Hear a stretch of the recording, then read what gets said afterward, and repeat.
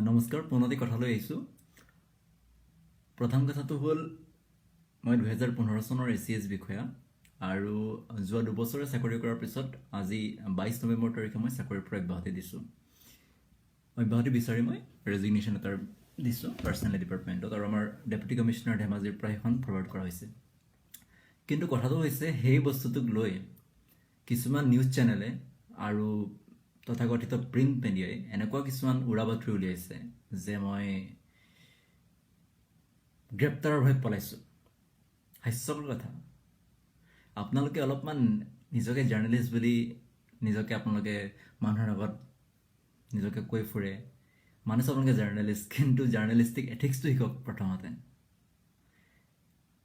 মানুহৰ ব্যক্তিগত কথাক আপুনি সন্মান কৰিব শিকক, মানুহৰ ব্যক্তি স্বাধীনতাক সন্মান কৰিব শিকক। নিৰ্ভীক নিৰপেক্ষ সাংবাদিকতাৰ প্ৰতীক বুলি লিখিলেই নহ'ব। আপোনালোকে লিখি কাজে কামে দেখাওক।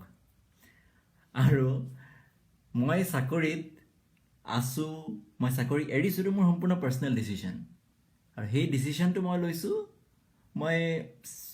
মই গম পাইছিলোঁ যে এনেকুৱা এটা আপোনালোকে উলিয়াব কিবা এটা, বুজিছেনে? মই আপোনালোকৰ দুবছৰৰ বিষয়ে থাকি মই ইমান অভ্যস্ত হৈ গৈছোঁ অসমীয়া মিডিয়াৰ লগত যে আপোনালোকে মানে ছোৱালীক যদি কম কাপোৰ পিন্ধে বান্দৰৰ লগত ৰিজাই, হয়নে?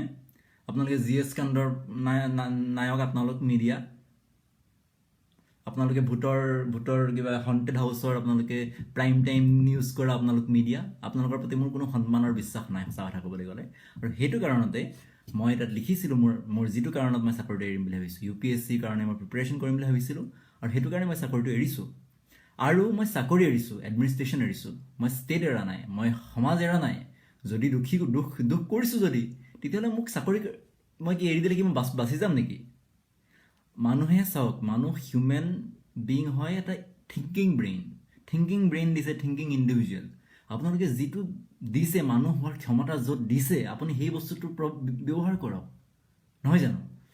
আৰু কোনোবাই যদি মোৰ লগত 1-to-1 ডিবেট কৰিব বিচাৰে, মই সাজু আছোঁ, আহক। কোনোবাই যদি প্ৰমাণ কৰিব পাৰে যে মই টকা দি পইচা চাকৰি লৈছোঁ, তেতিয়াহ'লে মই আত্মজাহ দিম। আপোনালোকে যি শাস্তি কয় মই সেইটো ল'ম। আৰু এটা কথা, আপোনালোকে একাডেমিক ক্ৰিডেঞ্চিয়েল বহুত কৈ থাকে ন, মেধাশক্তিত অৱমাননা কৰা হৈছে, অসমীয়া ল'ৰা আমুক হৈছে তামুক হৈছে। আহক, যোনে ডিবেট কৰে আপোনাৰ মাৰ্কশ্বিট লৈ আনক, ক্লাছ 10, 12, হায়াৰ ছেকেণ্ডেৰী, গ্ৰেজুৱেশ্যন যি আছে আপোনাৰ, MA, MPhil, আৰু মই মোৰখিনি লৈ আনিম। তাৰপিছত চাওঁ আপুনি কথা পাতক মোৰ লগত। আপোনালোকে কৈ থাকে, মই কথা ক'বৰ কাৰণে মানে নিজৰ বিষয়ে কৈ ভাল নালাগে, কিন্তু আপোনালোক কিছুমান মিডিয়া, চবকে কোৱা নাই, কিছুমান আছে আছাম ট্ৰিবিউনৰ নিচিনা কিছুমান নিউজ পেপাৰ, যোনে, মই পঢ়া নাই আছাম ট্ৰিবিউনে যদি কৰিছে মই নাজানো, কিন্তু তেওঁলোকে নিউট্ৰেল নিউজ প্ৰকাশ কৰে। কিন্তু বাকী যিবিলাক, মই নিউজ টাইম আছাম নে কিবা এটা চেনেল আছে নেকি, News 18, এনেকুৱা বাতৰি প্ৰচাৰ কৰি আছে। মই একো ৰিয়েক্ট নকৰোঁ বুলি ভাবিছিলোঁ, কিন্তু মোৰ ৰিয়েক্ট কৰাটো বহুতেই দৰকাৰ হ'ল। আৰু মই ৰেজিগনেশ্যন দিয়াৰ পাছত মই ভাবিছিলোঁ যে এইটো পাব্লিক নকৰোঁ, মই প্ৰাইভেট এফেয়াৰ ৰাখিম। কিন্তু মোৰ ফোন আহিলে যে এনেকৈ নিউজত দি আছে যে তুমি বোলে গ্ৰেপ্তাৰৰ ভয়ত চাকৰি এৰিছা। ঠিক আছে, মই তেতিয়া কৈছোঁ যে চাকৰি এৰিছোঁ, I left administration, I am still within the state, okay, and state is very very powerful. আৰু যদি একশ্যন ল'ব বিচাৰে, যদি মানুহ দুখী হয়, নিশ্চয় ল'ব। চাকৰি এৰিলে কি মানুহ কি পাহৰি হৈ যাব নেকি? আৰু তাত ওলাইছে যে মই চাকৰিলৈ 5 মাহ অহা নাই। ঠিক আছে, সেইটো ভুল। মোৰ চাকৰি মই এক্সট্ৰাঅৰ্ডিনেৰী লিভ লৈছিলোঁ, লিভ উইদাউট পে। মই 3 মাহ লৈছিলোঁ। মোৰ চাকৰি দৰমহা মোৰ সেইটো কাৰণে মই পোৱা নাই। তাৰ আগতে 1 মাহৰ আৰ্ণ লিভ লৈছিলোঁ। গতিকে আপোনালোকে যিখিনি কথা কৈছে, প্ৰথমতে অলপ বেকগ্ৰাউণ্ড ৰিচাৰ্চ কৰক। আৰু আপোনালোকে যদি মোৰ একাডেমিক ৰেকৰ্ড চাব বিচাৰিছে, আপোনাক মই কৈ দিছোঁ, মই প্ৰথমে মোৰ ফেমিলি বেকগ্ৰাউণ্ড কওঁ। মোৰ মা প্ৰাথমিক বিদ্যালয়ৰ শিক্ষয়িত্ৰী হয়। মোৰ দেউতাক 3 বছৰ বয়সত আঁতৰতেই গুলীয়াই হত্যা কৰিছিলে। মায়ে বহুত কষ্টৰে মোক পঢ়াইছে, অসমীয়া মিডিয়ামৰ বিদ্যালয়ত পঢ়িছোঁ। হায়াৰ ছেকেণ্ডেৰীত মই ষ্টেণ্ড কৰিছোঁ। ধনশিৰি মহকুমাৰ প্ৰথমজন মানুহ যোনে মই ষ্টেণ্ড কৰিছোঁ। তাৰপিছত দিল্লীৰ হিন্দু কলেজত পঢ়া শুনা কৰিছোঁ। পঢ়া শুনা কৰি তাত প্ৰথম শ্ৰেণীৰ 7ম স্থান লাভ কৰিছোঁ গোটেই দিল্লী ইউনিভাৰ্চিটিৰ ভিতৰত।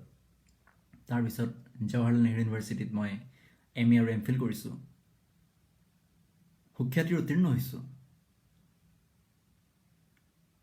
JRF দুবাৰকৈ উলিয়াইছোঁ, জুনিয়ৰ ৰিচাৰ্চ ফেলোশ্বিপ UGC যিটো কণ্ডাক্ট কৰি, নেট 4বাৰ ওলাইছোঁ।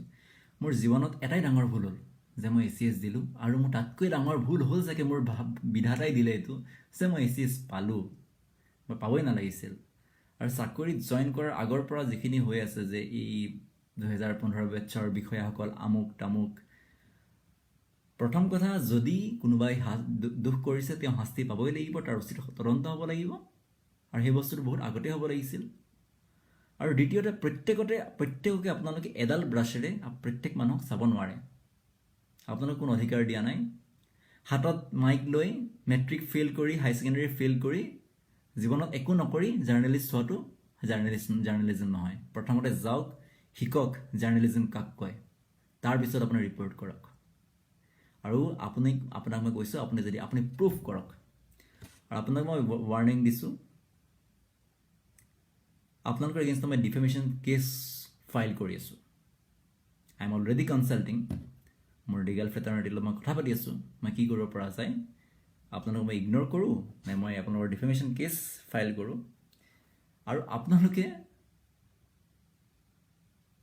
ইয়াৰ পিছতো যদি কিবা ক'ব আছে, আবুল তাবুল প্ৰলাপ বকিবৰ মন আছে, আপোনালোক মই এনেকৈ ক'ম আজিকালি, আজিৰ আপোনালোকৰ প্ৰতি মোৰ যিখিনি সন্মান আছিলে, গণতন্ত্ৰৰ চতুৰ্থ স্তম্ভ ন, চতুৰ্থ স্তম্ভ, বাকী তিনিটা স্তম্ভ জানেনে কি?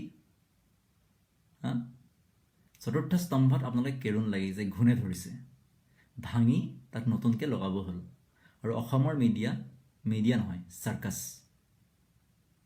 আৰু এইখিনিতে মই মোৰ বন্ধু বান্ধৱী, মোক যোনে বুজি পায়, তেওঁলোকক মই ধন্যবাদ জ্ঞাপন কৰিছোঁ। তেওঁলোকে মোৰ ওচৰত থিয় হৈ আছে, তেওঁলোকে বুজিছে মই কি কাৰণে চাকৰিটো এৰিছোঁ। আৰু সকলোকে ধন্যবাদ, থেংক ইউ।